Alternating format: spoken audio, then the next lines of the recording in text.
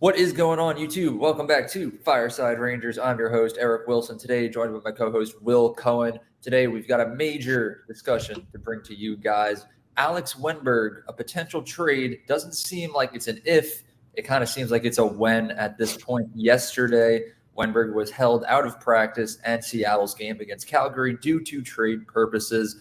And as many of us know, the Rangers were extremely interested in Wennberg. I think the Rangers and Colorado were the two main teams interested in him. Boston was a little bit of a dark horse, but basically throughout today, reports are saying that Colorado's kind of backed out. The Rangers have made a couple of transactions to kind of clear up some cap space. So basically, what I'm trying to say is it seems like a trade is inevitable at this point. Alex Wennberg, more than likely, going to be a New York Ranger by Friday's trade deadline. It's kind of just a matter of when Drury is able to kind of seal the deal. Hasn't been made official yet. I am personally theorizing that it's because maybe they're waiting to see what happens with Jordan Eberle. Maybe Drury's trying to get both players in the same trade package, or maybe Seattle is trying to see if they can re-sign him first.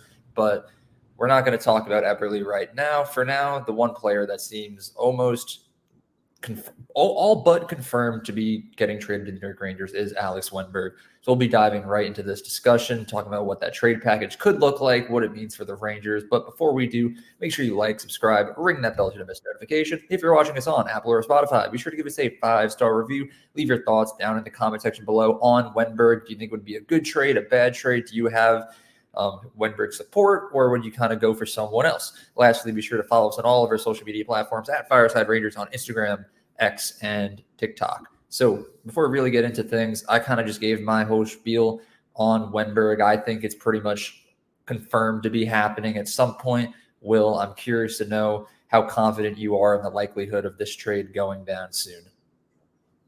All right, so I actually did not hear a single thing you said because my Wi-Fi sucks. I'm actually on my phone hotspot now. That's how bad it is. My phone hotspot is better than my own Wi-Fi at home. That's pathetic. I did basically hear what I said was, I was just asking how likely you think this is. Yeah, I think this trade is it's going to happen. It's not an if, it's a when, no pun intended. Wennberg, I've seen that a couple of times on my timeline, actually. But I do think this trade is going to happen sometime soon. I know you said we're not going to discuss Eberle, but I think right now, I think right now, why it seems like it's taking a little bit too long is, like you said, the theory. I've seen a lot of people theorize the same thing you did, that maybe Drury is trying to sweet talk Ron Francis to include Eberle in the package with Wennberg. But I don't know if that's going to happen, but I am for sure. I am certain that Wennberg is going to be a Ranger by Friday at 3:00. Yeah, I mean, I wouldn't be shocked if it happens tonight or early tomorrow. I mean, at work today, I kind of spent all of my free time on my break just refreshing Twitter, just waiting to see that like trade transaction that's gone through. But it hasn't happened yet, likely because of the Eberle situation. But let's talk about a return package here of what it could look like in the coming hours, maybe. So Wennberg right now, he has 25 points in 60 games played, 9 goals and 16 assists. And currently looking at his contract right now, he is on the final year of a 3-year contract. His cap hit does come at $4.5 million, which is a bit much, but if the Rangers provide the right deal to Seattle, chances of them retaining some of that salary are pretty likely. So to me, what I might do for Wennberg, just Wennberg in this situation, we can talk about a Wennberg and Eberle deal in a bit if you want. Just for Wennberg, I would say, just based off of how the market's going right now, a second-round draft pick and like a mid-tier prospect for Wennberg, partial salary retained. I'm in agreement with that. Yeah. I don't know how realistic it is. I don't know if Seattle would be wanting more, but if I'm Chris Drury, I think that's where I start. Yeah, I agree with you on that 100%. I think you could do like, I know Robertson's name is being thrown out there a lot. Obviously, him, Zach Jones, if you really want to do that. I don't know if they would trade Sakura in that, but maybe. But yeah, I think it starts with a second and a mid-tier prospect, and I've seen reports saying that that Drury is willing to do a second and more. So I think it would, because you obviously need the Kraken to retain 50% of his salary. So I think it'd have to be a second round pick. And I've seen people even saying like, oh, Drury's going to trade a first round pick for him, which isn't going to happen. I think people are just overreacting to that. Like there's no chance in hell he gives up a first round pick for Wenberg unless Eberle is in that deal as well. But like you said, I think it's the mid prospect that would get it done for Wenberg. Yeah, I mean, it's going to have to be a pretty hefty package no matter what. You look at the trades that have gone on around the league so far, pretty much all of them have involved first round draft picks. I know the most recent one that was just announced was Anthony Mantha from Washington to Vegas. That this last time I looked, the what Vegas gave up wasn't confirmed yet, but I'm going to have to assume a first rounder's in there somewhere, or I think, at least a player that's first round equivalent, like a prospect. Vegas is going to be really good this year. I think that's undoubtable. yeah, I mean, as far as I know, though, looking back at the Rangers' last two games, a loss to Toronto and then a loss to Florida, 0-1-1 in their last two games. It was kind of a wake-up call. Like the Rangers face off against two very good playoff teams and they lose both of them. Kind of makes you think about that 10-game win streak we went on. Look at every single team that we played on that 10-game streak. Most of them were non-playoff teams. And then as soon as we kind of face reality, face a hard team, we're losing. So it's like the urgency to go out and make one of these trades, to me, it's higher than ever. So that's why I think the wheels are really starting to turn on this Wennberg trade. I think Drury kind of just opened his eyes and he's like, crap, I got like 3 days left to do this. Like, let's get these gears turning. But at some point soon, Wennberg being announced as a New York Ranger, I think it's inevitable. So at this point, let's just, for the sake of the argument, say as soon as, like right now, boom, trade's done. It's announced.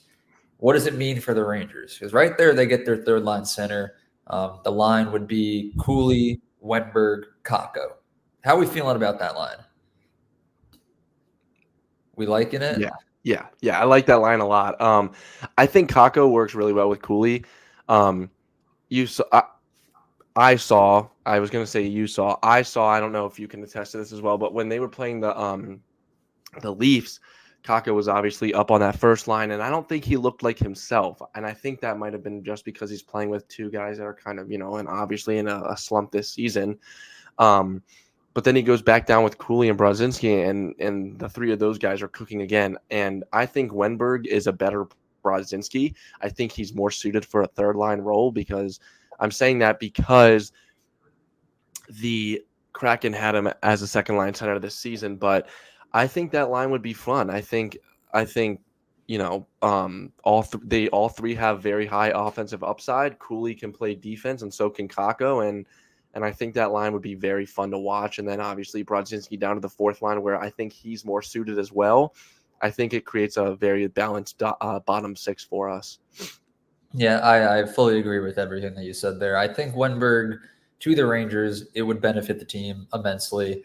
Obviously, I don't think he's going to be the final piece that makes us true Stanley Cup contenders. You still need to go for that first line right wing. It's been like 70-something days since Mika Zibanejad has scored a 5v5 goal. Something needs to happen in that first line. I don't know if it's breaking up Kreider and Zibanejad or just adding in that final piece there, but hopefully Drury's able to work his magic for another year and hopefully get Seattle to give us Jordan Eberle as well. So I guess there's a quick transition before we really start to wrap things up. What do you think is going to happen? Do you think Seattle is going to pull off a signing for Eberle and keep him around? Or do you think Drury's able to pull it off and have them both? Because I think Drury has it in him to go out and get Wennberg and Jordan Eberle. It's just going to take it's going to be a little expensive, my biggest fear is that we will overpay, but everyone is overpaying at this deadline, so that kind of seems unavoidable. But at the same time, I'd rather get fleeced by one team than trading for Wennberg, getting fleeced, and then going out and trading for a different winger, getting fleeced a second time. So Yeah. I'm hopeful that we can get both right here. That would make me very happy. I think that Drury would be able to pull that off. He's made a lot of good trades in the last 2 years at the deadline. So, I mean, it really comes down.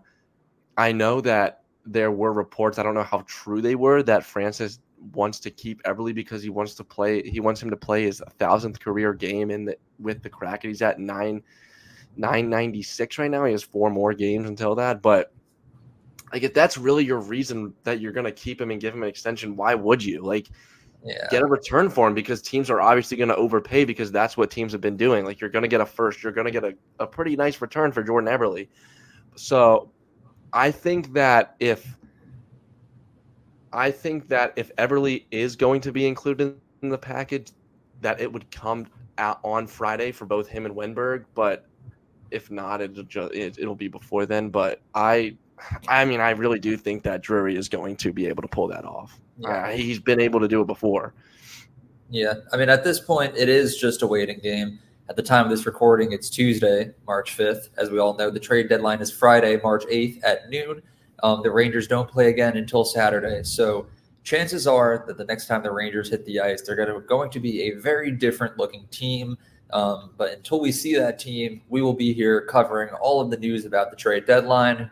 Wennberg to the Rangers it's happening. It's inevitable, like you said. Yeah, if it doesn't happen, make a meme out of this episode. Just clip it, put it on TikTok, make me go viral. I'll accept my fate. But it's going to happen. It's just a matter of when, Berg, not if. I like. See, there you go. There we are. Okay, but thank you to everyone for watching. Make sure you guys like, subscribe, ring the bell so you don't miss a notification. Be sure to follow us on all of our social media platforms, and be sure to stay tuned for more trade deadline updates and discussions. Have a good one, and let's go Rangers.